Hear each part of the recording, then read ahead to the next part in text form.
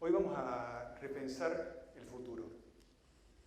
Y a no ser si alguien tenga una bola de cristal, nadie tiene la más mínima idea de lo que va a pasar en el futuro.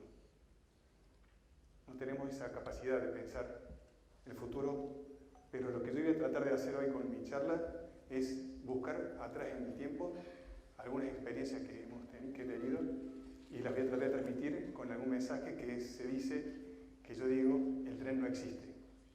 Acá en Argentina decir el tren no existe es algo bastante normal, ya que no tenemos trenes. Pero yo me refiero al tren de las oportunidades. Seguramente algunos de ustedes han escuchado la historia del tren. La historia se viene desde la época de cuando yo era chico. Se supone que uno tiene que estar preparado, con la valija lista, tiene que estar en el andén y el tren tiene que pasar justo en ese momento.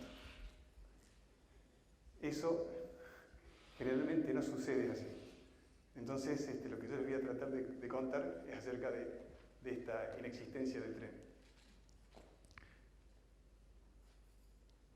Para lo cual les voy a contar algunas historias de mi vida, pero antes de eso quiero contarles un poco algunos conceptos que creo que nos van a ser útiles para entender lo que les quiero decir. Primero, quiero hablar de las transiciones.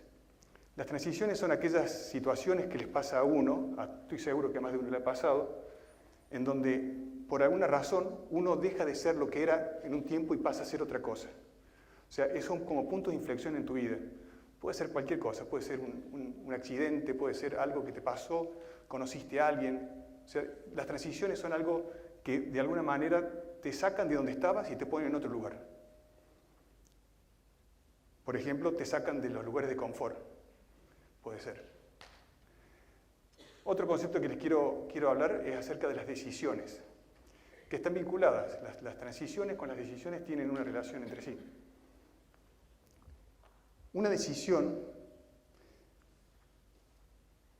surge generalmente cuando la decisión es buena, surge de mucho trabajo anterior.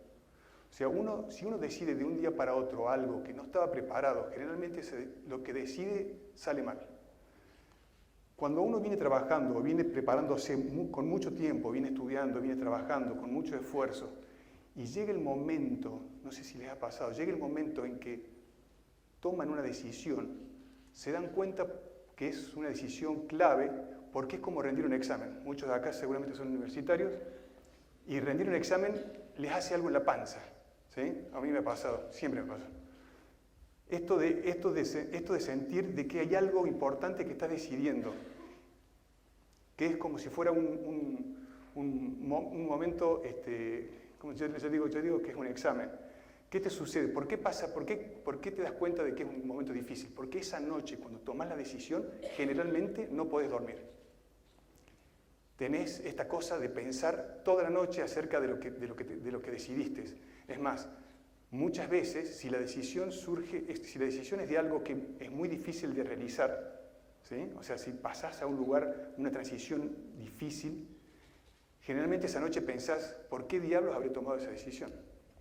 O muchas veces te pasa que darías lo que tenés para volver el tiempo atrás, cosa que ya no se puede.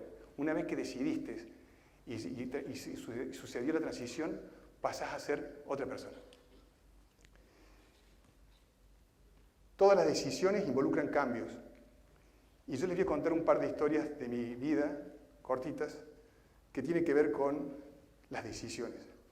Por supuesto, todo esto quiero que lo tengan presente que el título de mi charla, que es El tren no existe. ¿Sí? O sea, imagínense, cuando yo les estoy contando mis historias, ¿cómo creen ustedes que puede haber habido un tren en esos momentos? Bien. Cuando tenía algo así como 6 años, 7 años, mis padres eran separados. En aquella época, tengo 57 años, no era tan común. Ahora es bastante más común. Entonces mi padre, que no vivía conmigo, cada tanto te mandaba un regalo, como se supone que hacen los padres. Una vuelta me trajo una radio a galena. Una radio galena es un artefacto que no funciona ni con electricidad ni con pilas y podés escuchar radio, AM, y en esa época estaba bastante bueno. O sea, pasaba a ser alguien con una radio galena, cosa que no mucha gente tenía. Por supuesto la radio no andaba y me tuve que poner a investigar. Ojo, tenía algo así como 6 o 7 años. ¿Sí? Me puse a investigar acerca de cómo funcionaba la radio galena y me puse a repararla, a ver cómo funcionaba. Luego de mucho tiempo, porque evidentemente era muy chico, pude escuchar la radio mientras me dormía en mi cama, abajo de la sábana. Ese es un momento muy divertido y era un momento mío propio, muy lindo. ¿Y cómo les puedo contar esto que pasó? Bueno, yo iba a un colegio que era la Academia Argüello. Y la semana pasada estuve en el colegio porque me recordaba los libros que leía cuando tenía esa edad. Este libro de acá lo saqué cuando tenía 8 años. O sea, está mi nombre todavía en la ficha de atrás y lo saqué en 3er grado. Lo cual es bastante inusual para un chico de 8 años. Pero tenía que leer para poder arreglar la radio galena. Este otro libro, que sea un poco más específico, lo saqué cuando tenía 12 años, que evidentemente tiene que haber sido en ese momento cuando la radio empezó a funcionar. Todo el colegio la semana pasada, cuando fui a buscar el libro, estaban convulsionados porque hace 50 años que saqué este libro. O sea que es una cosa interesante. No estaba en el mismo lugar porque el colegio tuvo un pequeño incendio, así que lo tuve que buscar por toda la biblioteca del colegio. Bien. Eso sucedió cuando era chico y sin embargo, yo hoy soy radiodifusor. O sea, díganme qué tiene que ver con que yo a esa edad haya sacado estos libros, haya reparado una radio y 50 años después hoy sea radiodifusor. O sea, no hubo ningún tren, no hubo ninguna nada. Otra cosa que me pasó fue que cuando sos varón y sos chico, en esa época, no sé ahora cómo será, y sos malo jugando al fútbol, tenés que hacer otra cosa. Tenés que ser bueno en algo. Y tampoco corría rápido. En esa época, correr rápido era casi mejor que jugar bien al fútbol. Entonces, en algún momento, tipo en 6º grado, o en 7º grado, decidí que tenía que ser bueno en algo. Porque si no eras bueno en eso, tenías un problema. Tenías un problema en el colegio. No existía la palabra bullying, ¿no es cierto? Pero era un problema. Me decidí ser bueno en matemáticas. Con lo cual, por alguna razón, que tampoco tiene que ver con el tren, me puse en la cabeza que yo iba a ser ingeniero. E iba a ser ingeniero electrónico. Se vinculaba con el tema de la radio. Lo cual en esa época también era bastante raro. Hasta ahora nada que ver con, creo yo, solamente son decisiones, solamente son transiciones. A los 12 años yo ya era radiodifusor y ya era ingeniero. Por lo menos en mi cabeza. Repensando. Yo estaba repensando mi futuro. Ya pasó el tiempo. Ya tenía 28 años. Muchos de acá deben tener menos de 28. Ya era ingeniero. Ya tenía 2 hijos. Ya había trabajado 10 años. Estamos hablando del año 1988, 89. Y ya me había dado cuenta, a los 28 años, de que yo no quería trabajar para alguien. O sea, a los 28 años decidí, me repensé como trabajando por mi cuenta. Eso no quiere decir que haya algo que todos tengamos que hacer eso. O sea, a una cierta edad, tipo entre los 25 y los 30, creo yo, o por lo menos esa es mi experiencia que le quiero transmitir, todos tendríamos que darnos cuenta o repensar, si es que estamos preparados para ser independientes o para trabajar para alguien. Ni una ni otra es buena o mala, solo que lo tenemos que decidir rápidamente. Por supuesto hay que decidirlo con ciertos factores importantes, como saber si tenés la pasta para hacerlo. Bueno, yo lo decidí a los 28 años. Había ya trabajado en el sector público, trabajé en EPEC y trabajé en una empresa de microsistemas, con lo cual ya conocía el mercado laboral y sabía qué es lo que podía hacer.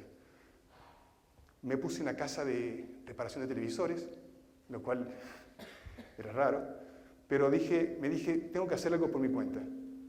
Y en realidad lo que hice fue tener una idea y hice un plan de negocios. Estamos hablando de aquella época, ¿no? Estaba una vuelta con mi padre comiendo en un restaurante y me dice, ¿ves en aquella mesa? Ese señor que está de traje es ingeniero. ¿Querés que nos cambiemos de mesa y le contás de tu idea? Y le dije, sí. Nos cambiamos de mesa y al otro día ya estaba sentado con este ingeniero charlando de mi plan de negocios que surgió en el año 89 y duró hasta el año 2002. Fue un momento importante. Les quiero contar una pequeña anécdota en ese momento. Cuando aceptamos trabajar juntos con este ingeniero y hacer una sociedad con esta nueva idea, los siguientes 6 meses, los 2 días, me dije a mí mismo, wow, mirá dónde estoy. Lo que hice, por supuesto estaba complicadísimo. El plan de negocios que había presentado no tuvo nada que ver al final con lo que terminé haciendo. Las cosas siguen sucediendo. Hasta ahora, ustedes podrían decir, bueno, el tren fue el ingeniero. Pero yo estaba con mi plan, yo ya tenía una idea, yo ya había renunciado a mi trabajo, a mi zona de confort. Ya me había ido. Todo pasó muy rápido. 12 años de mi vida que se fueron volando. Llegamos a tener empresas en 6 países distintos. O sea, fue un momento muy interesante. Pero así como las cosas vienen, también se van. Y en el año 2002, gran parte de la estantería, después de lo que pasó en la burbuja, las .com, seguramente algo han escuchado hablar, y lo que pasó acá en Argentina en el 2001, gran parte de mis tareas se cayeron. O sea, muchas de mis empresas se cayeron. En ese momento, con todo caído, sucede que tenés que seguir tomando decisiones. O sea, las decisiones en los tiempos buenos son interesantes. Ahora, en los tiempos malos, tiene algo particular, porque no tiene nada que ver con lo que uno decide cuando te está yendo bien. Tenés que decidir respecto a los juicios, a los abogados, tenés que entrar en lugares donde generalmente uno no entra. Las decisiones en ese momento son, casi te diría, como te estás redefiniendo, te estás reinventando. Estás en un lugar donde seguramente no te sentís cómodo. Sin embargo, las decisiones las tenés que seguir tomando.